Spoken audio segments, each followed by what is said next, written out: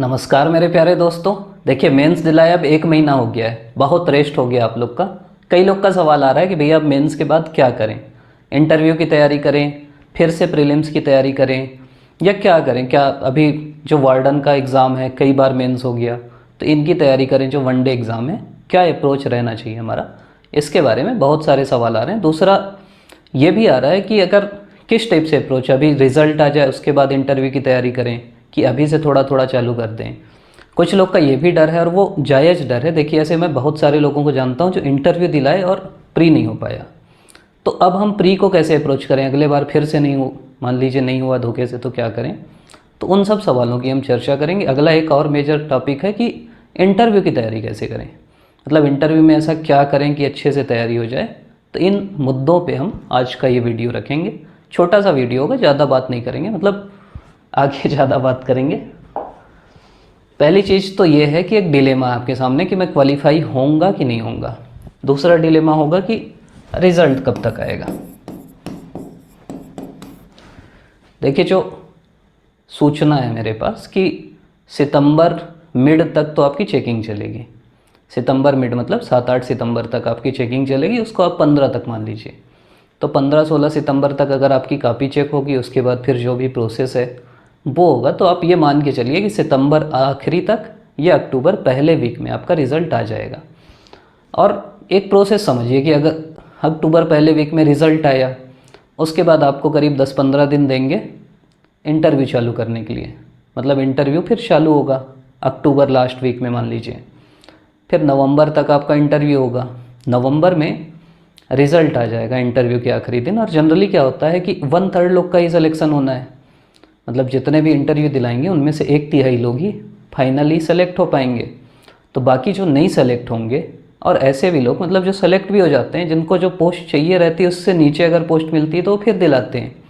तो वो फिर उनके पास ना बहुत कम समय रहता है, उस समय तो केवल इंटरव्यू रहता है। फिर बचता है दिसंबर और जनवरी। कुछ लोग 10-15 दिन थोड़ा शोक में रहते हैं, परेशान रहते हैं, डिप्रेशन में रहते हैं, और वो नॉर्मल भी है। आप किसी एग्ज़ाम को टूट के अगर इतनी तैयारी कर रहे हैं तो अगर नहीं होता है तो दुख तो होता है। तो आपको ना अभी से वो सब मैनेज करके रखना है कि कैसे करूँगा, अगर रिज़ल्ट आया क्या करूँगी, कैसे मैनेज करूँगी, अभी क्या करूँ, उस समय क्या करूँगी, ये सब वाली बात जो है। पहली चीज़ तो वही चीज़ मैं आपको बता दिया कि रिज़ल्ट करीब सितंबर मान लीजिए 10 तक आपकी कापी चेक होगी, उसके बाद कभी भी आ सकता है। दूसरी चीज़ है कि आपको ये लगता होगा कि मैं क्वालिफाई होऊंगा कि नहीं होऊंगा, है ना। तो क्वालिफाई किसी को नहीं पता। कई लोग पूछ भी रहे हैं कि भैया कट ऑफ ज़्यादा जाएगा कम जाएगा।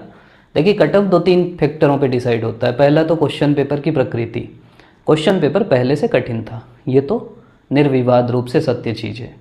दूसरा फैक्टर होता है कि चेकर चेक कैसे कर रहे हैं। एक होता है कि अच्छे से नंबर देना, दूसरा होता है नंबर काटना, मतलब बहुत कड़ाई से चेक करना।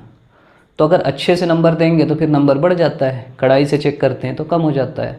अगर जैसा चेक पिछले बार हुआ है, वैसा चेक नहीं जो आप समझ रहे हैं, जैसा चेक पिछले बार हुआ है, अगर उसी लेवल का चेक हुआ, उसी स्तर पे कड़ाई सरलता जो रही, तो कट ऑफ थोड़ा तो कम जाएगा।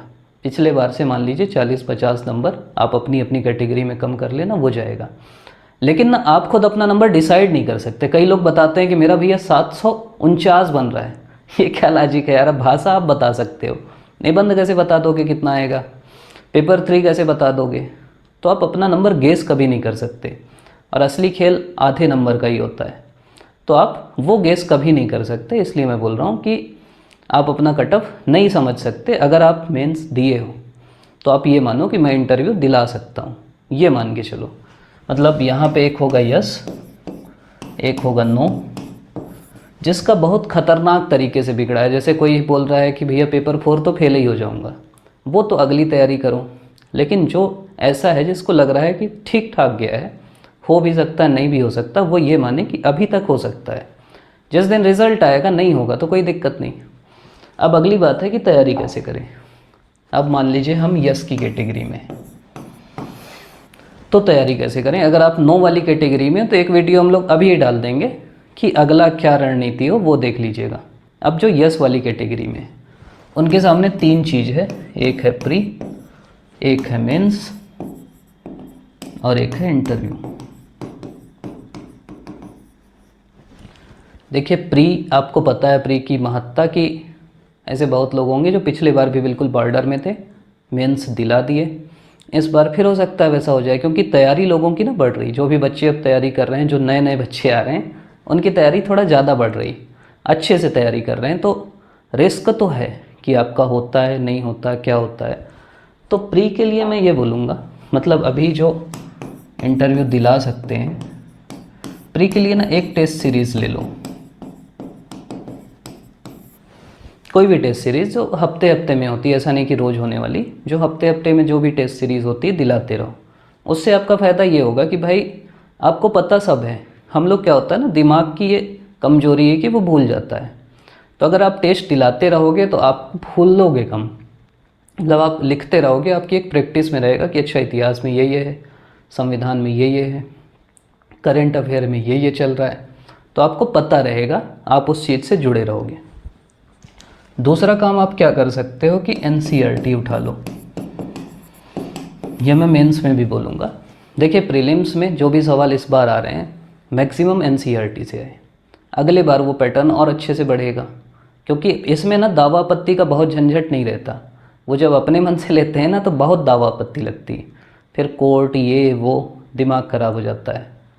तो अब सवाल आएंगे एनसीईआरटी से, वहाँ से कोई दावा आपत्ति नहीं, भाई वहाँ लिखा है मतलब लिखा है। तो अगर आप एनसीईआरटी नहीं पढ़ रहे हैं तो आप पढ़ना चालू कर दीजिए, ये मैं सबके लिए बोल रहा हूँ। जो भी सीजीपीएससी की तैयारी कर रहा है एनसीईआरटी पढ़िए।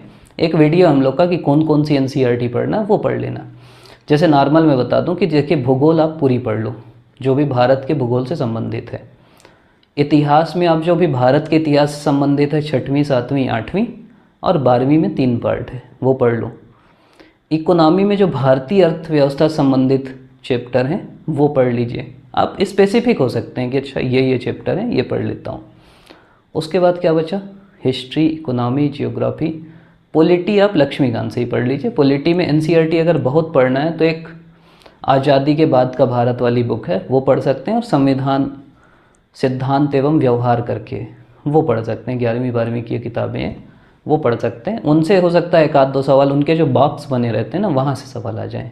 बाकी जो संविधान है वो आप जिससे भी पढ़ रहे हैं, लक्ष्मीकांत सबसे अच्छा सोर्स है, वहाँ से पढ़िए। और आप साथ में एक बेयर एक्ट रखिए संविधान के लिए, मूल संविधान याद करते रहिए कि 26 अनुच्छेद में ये लिखा है, इसमें ये लिखा है। और क्या बच गया, पर्यावरण तो आप जिस भी किताब से पढ़ते हैं पढ़ सकते हैं, मतलब पर्यावरण में ऐसी कोई दिक्कत नहीं है। विज्ञान के लिए आप अभी तक जो सवाल आते हैं, जो 10वीं की पुरानी वाली छत्तीसगढ़ बोर्ड की बुक है ना वहाँ से आते हैं, तो आप अभी और लेकिन मेंस का अगर पैटर्न देखेंगे तो 12th तक से पूछा है, तो आप साइंस की बुक भी पढ़ सकते हैं ओरिजिनल, जो चैप्टर से आता है।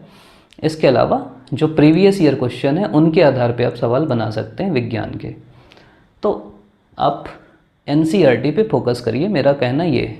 आप कोई भी हैं, अगर आपको आप सीजीपीएससी निकालना है तो बिना एनसीईआरटी के आप नहीं निकाल सकते।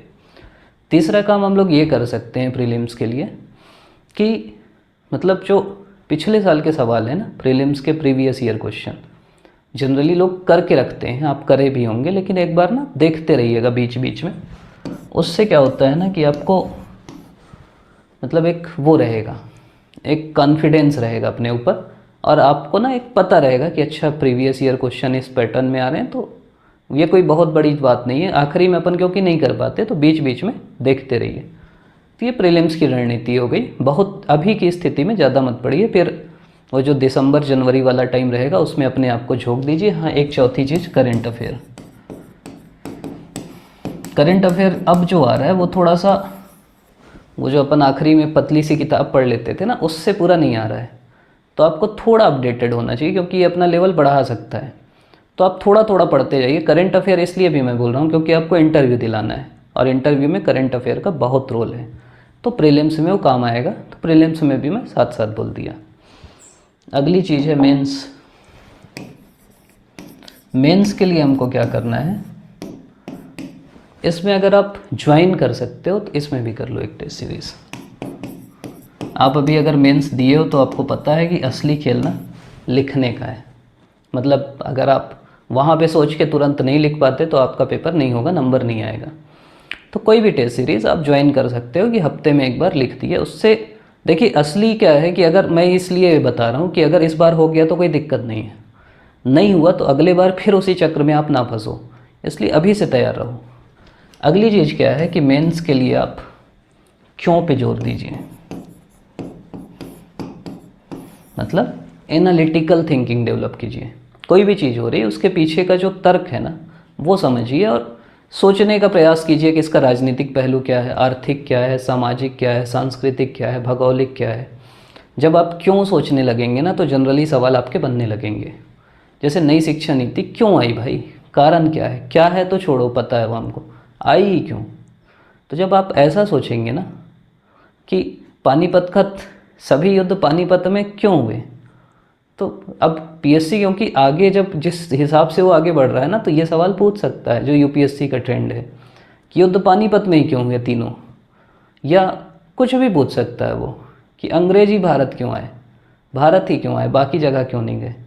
तो ये सब सवालों के लिए आपको तैयार रहना पड़ेगा। तो इतना कोई नहीं पढ़ सकता। देखिए पीएससी को भी ये चीज़ समझना चाहिए लेकिन वो समझेंगे नहीं। यूपीएससी में क्या है ना 20 सवाल रहते हैं तो वहाँ क्यों आराम से सोच के लिख सकते हैं। पीएससी में वो इतने सवाल दे देते हैं कि आप क्या ही लिख लो ना, वो बहुत बड़ी बात है। और वो क्यों पूछते हैं, तो क्यों पहले से तो कोई रट के जा नहीं सकता। अगर आपको क्यों पूछना है तो सवाल कम करो, क्या पूछना है तो सवाल ठीक है। तो इनको अब अपना, हाँ तीसरी चीज़ वही है पैटर्न, कि हो सकता है अभी जो माहौल बन रहा है कि कैलेंडर आएगा, वो बन ही रहा है, आ नहीं रहा है, कैलेंडर आएगा, नया सिलेबस आएगा। तो अगर है तो सिलेबस जनरली चेंज होता है। चेंज क्या हो सकता है, देखिए पेपर 1 तो नहीं चेंज होगा, पेपर 2 निबंध है वो भी नहीं बदलेगा, पेपर 3 इतिहास संविधान छत्तीसगढ़ वो भी नहीं बदलेगा, पेपर 4 जो है विज्ञान पर्यावरण गणित, इनमें भी बहुत चेंज होने की संभावना नहीं है, पेपर 5 में भी चेंज होने की संभावना कुछ नहीं है, पेपर 6 में थोड़ा बहुत संभावना है, जो समाज शास्त्र और दर्शन शास्त्र वाला पार्ट है थोड़ा कम हो सकता है, कुछ नई चीज़ जुड़ सकती है, इथिक्स टाइप की चीज़ बढ़ सकती है। पेपर 7 में भी थोड़ा बहुत चेंज हो सकता है, तो उनके लिए आप तैयार रहिएगा। तो अभी मैं इसीलिए बोल रहा हूँ कि पेपर 6 और 7 कम पढ़ो, लेकिन जो बाकी पेपर है ना 1 2 3 4 5 वो आराम से पढ़ो, ऐसी कोई दिक्कत नहीं है। लोग बोल रहे हैं कि भैया चेंज हो जाएगा तो क्या होगा, भाई ये चेंज होगा ही नहीं। मतलब ये जो पेपर 1 से 5 है ना वो रहेगा ही रहेगा, कोई कितना भी क्रांतिकारी व्यक्ति आ जाए ये कभी नहीं बदलेगा। तो इनको तो आप अच्छे से पढ़ो, निबंध तैयार करो, हफ्ते में 2 हफ्ते में एक निबंध लिखो। अब ये यूपीएससी के पैटर्न में अगर जा रहे हैं, अभी तक तो सीधा सीधा निबंध पूछ रहे हैं, आगे मान लो निबंध ऐसा, जैसे अभी तो ऐसे निबंध है कि हम लोग आपको दिए थे उनमें से करीब 6 निबंध आ गए, 8 में से 6 निबंध आ गए, आप वही जाके चेप देंगे तो काम हो जाएगा। लेकिन आगे हो सकता है कि वो थोड़ा फिलोसॉफिकल ऐसे देने लगे, वो तो पैटर्न हम लोग वो तो प्रोवाइड नहीं करा सकते ना, फिलोसॉफिकल ऐसे कि अगर इंसान मर जाता तो क्या होता, अब वो तो आप वहीं सोच के दोगे।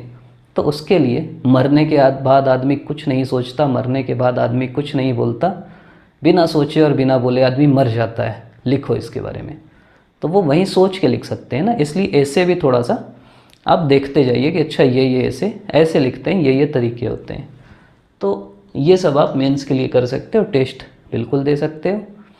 हाँ मेंस के लिए एक चीज़ और जो मैं प्री के लिए भी बोला था, आप एनसीईआरटी पढ़ सकते हो। भूगोल के सवाल, इतिहास के सवाल सब एनसीईआरटी से सीधे सीधे आए हैं। अब दारा सिकों सवाल आया है, रजिया सुल्तान सवाल आया है, भारत के भूगोल के जो भी सवाल आए हैं सब एनसीईआरटी से हैं। तो अगर मेंस में आपको देखिए कुछ सवाल तो वहीं सोचना पड़ेगा, लेकिन जो एनसीईआरटी से आए हैं ना वो क्या ही है, मान लो क्या मतलब क्यों नहीं है, ये क्यों हुआ, आप उसको क्या मानो, क्योंकि वो आप पहले से पढ़ के गए हो, तो आप वो बना सकते हो, वहाँ नंबर आप खींच सकते हो। तो ये मेंस के लिए हो गया। अगली चीज़ होती है इंटरव्यू।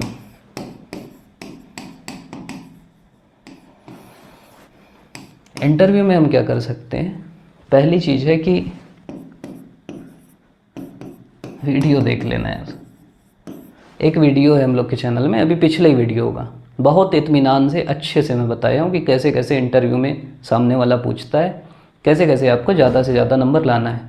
वही चीज़ फिर से बताऊँगा तो दिक्कत होगी आपको, तो वो वीडियो आप देख लेना। अच्छा वीडियो है, मतलब अच्छा तो आपको लगेगा नहीं लगेगा वो अलग बात है, धीरे आपको मन नहीं है तो 1.75 की स्पीड से देख लेना, लेकिन वीडियो देख के ना इंटरव्यू के बारे में 90% डाउट आपके क्लियर हो जाएंगे। दूसरा, इंटरव्यू के लिए क्या करना है, आपका जो एप्लीकेशन फॉर्म है उसको नाभि से भर के रख लो। मैं भी आपको दिखाऊंगा, उसको भर के बिल्कुल रख लो। भर के रखने का मतलब क्या है कि वहीं से सवाल आते हैं इंटरव्यू। हाँ चलो आपको बता देता हूँ। इंटरव्यू में ना 3 जगह से सवाल आते हैं। एक आता है करंट से, करंट अफेयर में आपका सीजी हो जाएगा, इंडिया हो जाएगा और वर्ल्ड हो जाएगा। 3 जगह जो भी करंट में चल रहा है वो आपको पढ़ना है। तो अब आपको करंट अफेयर पढ़ना चालू कर देना है इंटरव्यू के लिए। छत्तीसगढ़ में जो भी हो रहा है आप न्यूज़ देखिए, पेपर पढ़िए। भारत में क्या हो रहा है, दुनिया में क्या हो रहा है, जैसे अभी बजट आया, बजट के बारे में देख लो तो आपको दिक्कत नहीं होगी। जो भी करंट में चल रहा है वो आप देखते जाइए, उसके पीछे के कारण समझते जाइए। दूसरा वो पूछते हैं जीके, जीके भी स्पेसिफिक छत्तीसगढ़ का। तो छत्तीसगढ़ का जीके तो मैं आपको सलाह दूंगा कि अगर आपका अच्छा नहीं है ना तो ये सबसे अच्छा समय है, रट डालिए, अच्छे से रट डालिए। मतलब जो भी बेसिक सवाल हैं, अगर 50 में से 40 बन ही जाते हैं अगर आप रट लेंगे तो छत्तीसगढ़ का जीके अच्छे से रट के घोल के पी जाइए। वहीं से सवाल आते हैं कि 5 नृत्य के बारे में बताओ, 5 जनजातियों के बारे में बताओ, 5 ये बताओ, 4 ये बताओ। आप आराम से बता लोगे तो एक जीके आता है। और जीके छत्तीसगढ़ का खासकर आपके ज़िले के बारे में, जिस ज़िले से आप हैं, आपके क्षेत्र के बारे में ज़्यादा पूछते हैं, तो वो देख लीजिएगा। और तीसरा पूछता है आपके फॉर्म से। आप फॉर्म में जो भी डिटेल भरते हैं ना वहाँ से सवाल पूछता है। तो चलिए हम लोग फॉर्म में ही चलते हैं अब सीधा, कि क्या बोलेंगे, डाउन सेव कर देते हैं। न्यू फोल्डर कहाँ है,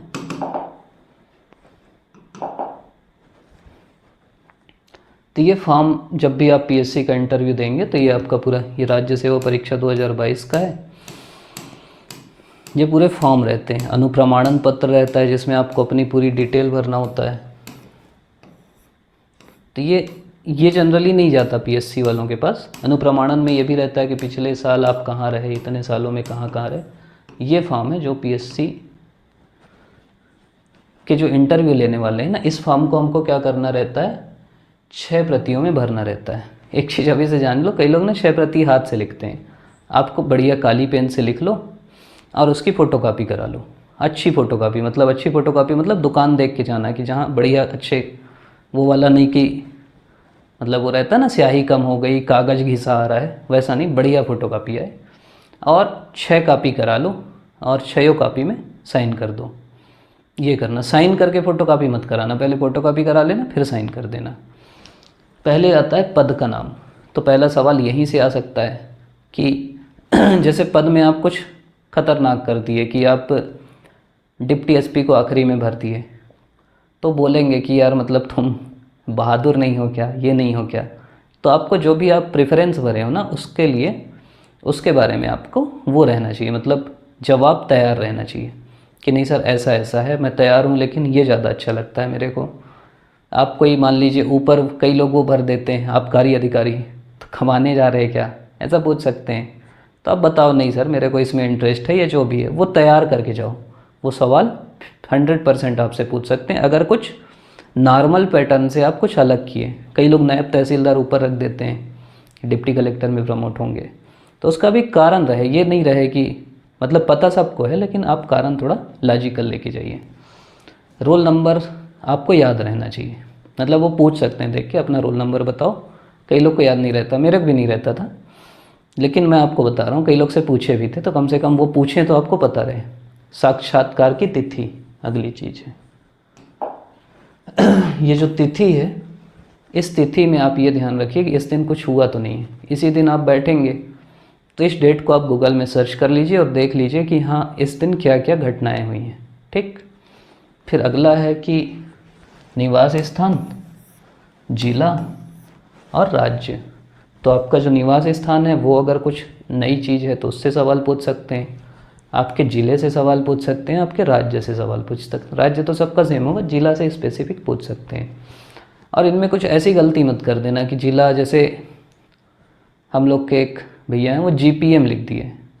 अब गौरीला पिंटो मरवाई को सब जीपीएम बोलते हैं, लेकिन बोले तुम क्यों जीपीएम लिखे, कहाँ सरकार बोल रही कि ये जीपीएम है, अपने मन से कर रहे हैं, तो इस टाइप की चीज़ वो कर देते हैं। तो जिला का जो नाम है पूरा लिखना, ये नहीं कि बिलासपुर को बीपुर कुछ भी कर दिए, मनेंद्रगढ़ चिरमिरी वाले को MCB, ऐसा नहीं करना है। जो पूरा नाम है वो लिखिएगा, राज्य का पूरा नाम लिखिएगा, छागा मत कर देना, ठीक। अगली चीज़ है आपका नाम। तो आपका जो भी नाम है उसका मतलब क्या होता है, उससे रिलेटेड कोई अगर इम्पॉर्टेंट पर्सनालिटी है वो, तो वो गूगल में आप सर्च कर लेना। क्या होता है ना कि जैसे मान लो मेरा नाम राजन है, तो एक छोटा राजन है, एक राजन साजन मिश्र हैं जो गायक हैं, तो वो जिनके बारे में जानते हैं ना उनके बारे में पूछ सकते हैं, या जो सरनेम है उससे पूछ सकते हैं। तो आपको पता रहना चाहिए, कुछ नहीं करना है, गूगल में बढ़िया सर्च करो कभी फुर्सत हो और देख लो कि अच्छा ये है, 2-4 चीज़ नोट कर लो, उतना ही। पिता का नाम तो ऐसे टिक करके, जो पिता का नाम है, पिता के नाम अगर कुछ अलग टाइप का है तो वो भी आप देख सकते हो उनके बारे में। आपकी जो जन्म तिथि है उसमें जो ईयर है वो देख लो कि उस ईयर में, जैसे आपकी जन्म तिथि मान लीजिए 93 सॉरी, तो 93 में अगर कोई घटना हुई है तो वो आपको पता रहना चाहिए। पूछ सकते हैं कि 93 में बताओ 2 घटनाएं कौन कौन सी हुई।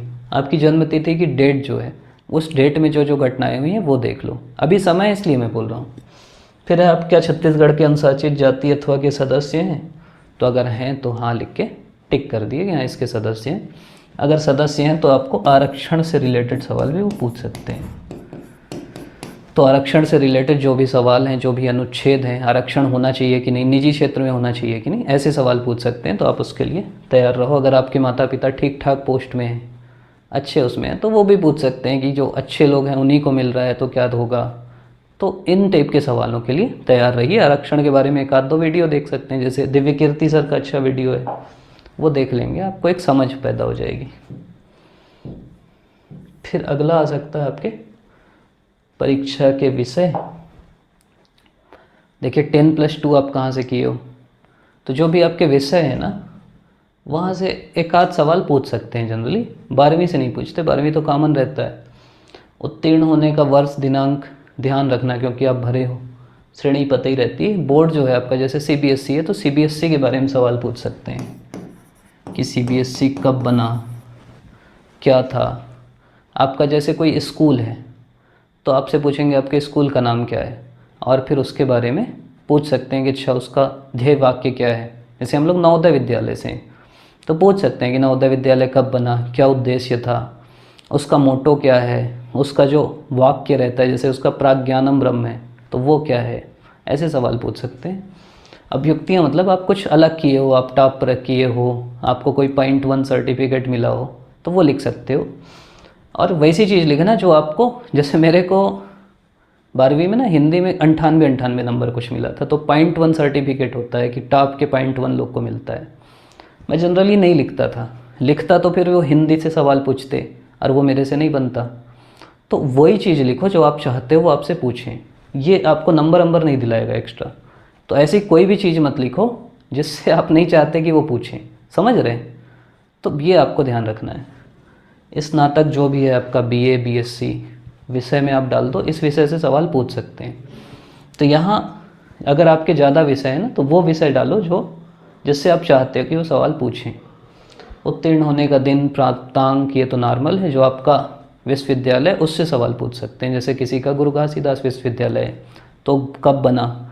फिर गुरु घासीदास जी के बारे में पूछ सकते हैं कि उनके विचार बताओ।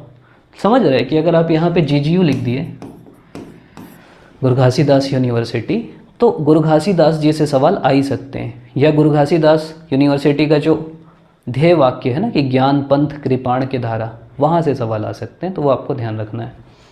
फिर PG आपका अगर है तो वो उसमें भी सेम चीज़ कि विषय क्या थे, प्राप्तांक क्या था, किस यूनिवर्सिटी से है, यूनिवर्सिटी से रिलेटेड जो भी फैक्ट है वो आपको पता रहना चाहिए।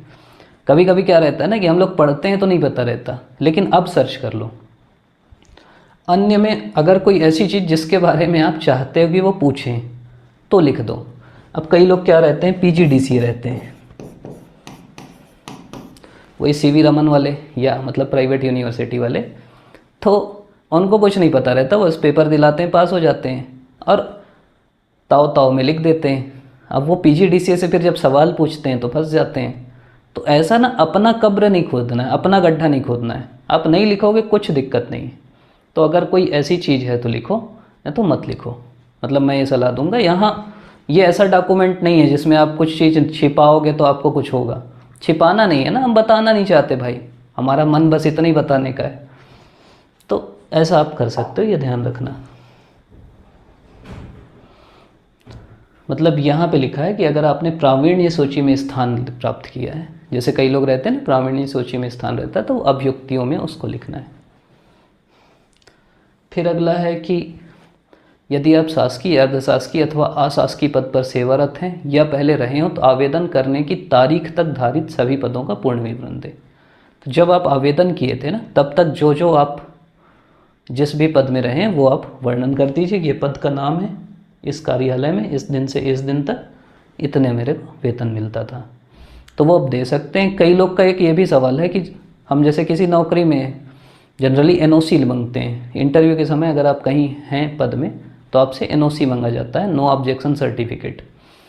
तो जनरली कहीं कहीं ना नहीं देते, वो तुरंत नहीं देते, या ऐसा होता है कि आप रिज़ाइन करो और यहाँ चल दो, एनओसी का कोई वो नहीं है।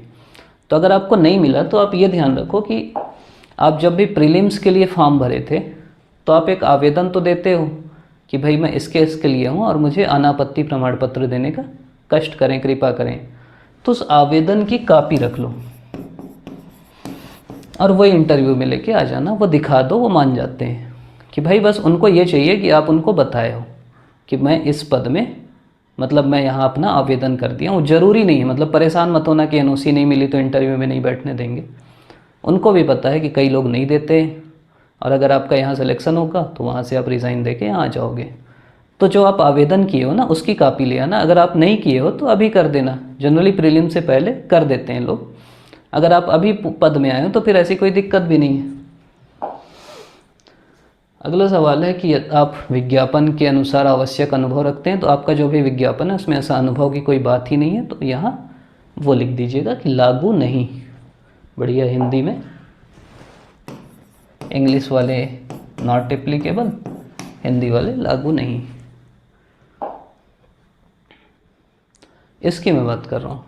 साक्षात्कार के समय यदि आप अपने संबंध में कोई विशेष जानकारी एनसीसी, खेलकूद, अभिरुचियों, प्रकाशन आदि के बारे में देना चाहते हैं तो संक्षेप में अंकित करें।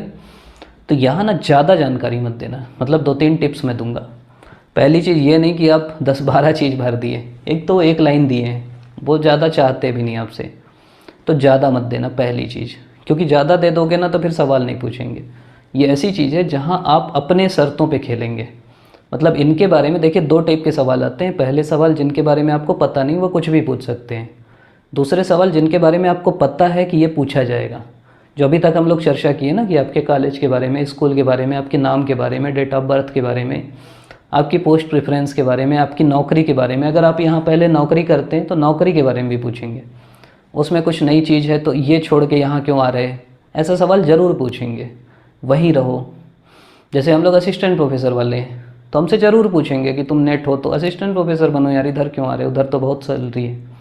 तो ये सवाल पूछेंगे ही, तो इसके बारे में आप पहले से तैयार रह सकते हैं। तो ये आपके, मतलब आपके फ़ायदे में, आपके हित में है। तो आपको क्या करना है कि एनसीसी, खेलकूद, अभिरुचियों में अगर आप एनसीसी के हैं लिख सकते हैं, खेलकूद वाले हैं लिख सकते हैं, अभिरुचियाँ आपकी मतलब आपकी हॉबीज़ हैं वो लिख सकते हैं, प्रकाशन अगर आप किए हैं वो लिख सकते हैं, और कोई दिक्कत नहीं है। मतलब और एक चीज़ ये ध्यान रखना, जिसके बारे में आपको कम जानकारी है तो वो मत लिखना। जैसे आप एनसीसी में थे और आप एनसीसी के बारे में कम जानते हैं तो मत लिखना। भाई आपको बताना ज़रूरी नहीं है, मैं ये समझा रहा हूँ आपको। आप खेलकूद में थे, आप कोई खेल खेलते थे, ऐसे खेल में कि क्रिकेट खेलते हैं। अब क्रिकेट के जो टेक्निकल शब्द हैं ना, अब सामने वाला हो सकता है क्रिकेट का बहुत बड़ा जानकार हो, वो पूछे कि डकवर्थ लुईस नियम कब से चालू हुआ, फिर ये क्या होता है, सिली पॉइंट क्या होता है, गली क्या होता है। अब हम तो बस नॉर्मल क्रिकेट वाले हैं, तो ऐसी चीज़ मत लिखो। चेस है और वो बोला कि मैं P1 चल रहा हूँ, अब आप चलिए, तो आप क्या बोलोगे भाई, आपको पता ही नहीं, जबकि वो टेक्निकल चीज़ है। तो मतलब वो सामने वाला, आप देखे भी होगे एक रील की, सामने दृष्टि IAS का शायद इंटरव्यू है कि अब चलिए हम दोनों चेस खेलते हैं, मेरे तरफ से P1, अब वो चुप हो गया, तो फिर वहाँ पे बेइज्जती है आपकी। तो आपको वो चीज़ लिखना है जिसके बारे में आप बिल्कुल कमांड रखते हैं। भले एक चीज़ लिखो, दो चीज़ लिखो, तीन चीज़ लिखो, तीन से ज़्यादा तो कुछ लिखो ही मत, लेकिन वैसी चीज़ लिखो अभी उसी का समय है जिसके बारे में आप अच्छे से जानते हो। एक किसी स्टूडेंट का आया था मैसेज मेरे पास कि भैया मैं नेचुरोपैथी लिखना चाह रहा हूँ। बोला लिख सकते हो भाई, कोई दिक्कत नहीं है अगर आपकी अच्छे से कमांड है, लेकिन इसके लिए तैयार हो कि हो सकता है जो सामने वाला बोर्ड मेंबर है वो नेचुरोपैथी का घोर विरोधी हो, वो एलोपैथी वाला हो, वो सुबह शाम घर ही आता हो बाबा रामदेव को, तो फिर आप उसको डिफेंड कर सको बिना उसका ईगो हर्ट किए, तब लिखो। मतलब कोई कंट्रोवर्शियल हॉबी मत लिखो, समझ रहे हैं। और ऐसी हॉबी, और अगर आपकी कोई हॉबी नहीं है ना, तो अभी आप डेवलप भी कर सकते हो। जैसे आपकी हॉबी मान लो टहलना है, ध्यान करना है, तो अब ध्यान करना चालू कर दो यार, वो क्योंकि वो समझ जाएंगे कि आप ये ज़बरदस्ती लिखे हो। तो ऐसी कोई भी हॉबी जो आप नहीं करते वो आप या तो डेवलप कर लो, या तो अभी से सोच के रख लो कि मेरे को क्या लिखना है जो ना तो कंट्रोवर्शियल हो, जिसके बारे में आपको जानकारी हो, जिसमें आप ज़्यादा फंसे मत, मतलब वो आपको फंसा मत दे, क्योंकि नुकसान आपका है। मतलब मैं ये बोल रहा हूँ कि आप कोई ऐसी हॉबी लिखे, आपका नंबर 90 आने वाला था या 80 आने वाला था, 80%, आप कोई हॉबी लिखे, उससे उसका दिमाग ख़राब हुआ, आपको 70% दे दिया, तो आपको नुकसान हुआ ना। तो इसलिए ऐसी हॉबी लिखो जो अच्छी हो। अब वो आपके ऊपर है, आपको क्या अच्छा लगता है। किसी को गाना अच्छा लगता है, लेकिन वो बोल सकते हैं कि एक गाना गा के सुनाओ। किसी को फिल्म देखना अच्छा लगता है, तो हो सकता है वो फिल्म पूछने लगे जो उनके ज़माने की 60s 70s की। तो हॉबी भी ना स्पेसिफिक कर दो कि नई फिल्में देखना, नए ज़माने की फिल्में देखना या हॉलीवुड फिल्में देखना। जितना आप स्पेसिफिक रहोगे ना, उतना वो फिर आपको परेशान करने से बचेंगे। शास्त्रीय संगीत पूछ सकते हैं, आप संगीत लिख दिए, तो आप लिख दो कि ये वाले गाने सुनने, या पॉप सिंगिंग, जो आपको पता है ना वो लिख दो। और जो लिखो बिल्कुल स्पष्ट लिखो, और मेरे हिसाब से तो ऐसे करके लिख दो, वो अच्छे से दिखता है। यहाँ पे एक लिख दो, अगर आपकी दो हॉबी है तो यहीं पे दो करके दूसरी लिख दो, और तीन हॉबी है तो यहाँ एक, यहाँ दो, यहाँ तीन, बढ़िया अच्छे से उनको दिख जाए। जो भी हॉबी है वो पूछ सकते हैं। तो ये जनरली आपका ये फॉर्म होता है जहाँ से सवाल पूछे जाते हैं, और यहाँ से सवाल आप तैयार करके जा सकते हैं। मतलब ये आपके रेंज के सवाल होते हैं, तो इनको हमको अच्छे से तैयार करके जाना होता है। यहाँ पे आप दिनांक लिख दो और यहाँ अपना साइन कर दो। दिनांक जनरली जिस दिन इंटरव्यू होता है उसके एक दिन पहले की लिख दो और साइन कर दो, कोई दिक्कत नहीं रहती। तो ये हमारा इंटरव्यू का जो मोटी मोटी तैयारी है उसके बारे में एक बात थी। अगर आप वो वीडियो नहीं देखी है, वो करीब 40-45 मिनट का वीडियो है, बढ़ा के देख लेना, 1.5 की स्पीड 2x की स्पीड में देख लेना, लेकिन देख लेना, उससे आपको ठीक ठाक जानकारी मिलेगी। आप अभी तक वीडियो देख रहे हैं, इसके लिए आप लोग का बहुत बहुत धन्यवाद। आगे हम लोग लगातार वो लाते रहेंगे। एक चीज़ और, जो मेंस लिख रहे हैं ना, आपको मेरा नंबर तो पता ही होगा, जिनको नहीं पता होगा लिख भी देता हूँ।